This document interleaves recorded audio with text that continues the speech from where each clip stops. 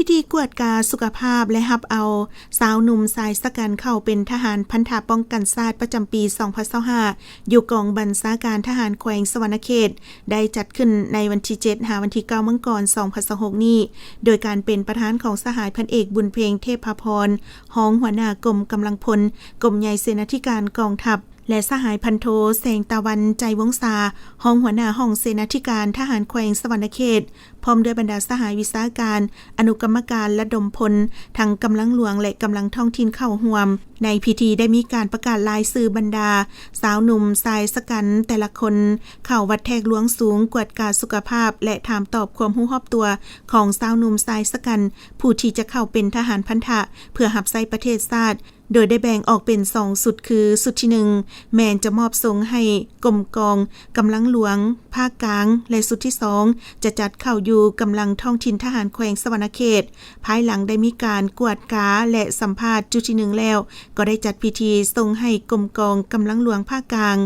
ในตอนบ่ายของวันเดียวกันนั้นอยู่กองบัญชาการทหารแขวงสหายต่างหน้ากรรมการและดมพลยังได้กล่าวแสดงความสมเสยต่อสาวหนุ่มสายสกันที่สมัครใจเข้าหับใส่ชาติพร้อมทั้งเน้นหนักให้อ้ายน้องทหารใหม่ทุกสหายจงพร้อมกันเอาใจใส่ปฏิบัติกฎระเบียบของกองทัพอย่างเข้มงวดพร้อมกันตั้งใจหำเฮียนวิชาการทหารการเมืองพละธิการเทคนิคที่จะได้เข้าฝึกอบรมในตอนหน้าให้เกิดดอกออกผลต่อมาในตอนเช้าวันที่ 9 มังกร 2026 กองบัญชาการทหารแขวงสวรรณเขตได้จัดพิธีทรงทหารใหม่ประจำปี 2025 ของกำลังท้องถิ่นทหารแขวงที่ได้ผ่านการคัดเลือกและผ่านการกวดกาทางด้านมาตรฐานเงื่อนไขเป็นคนลาวสัญชาติลาวมีอายุ 18-25 ปี เพศชายหลวงสูง 1 เมตร 60 เซนติเมตรขึ้นไป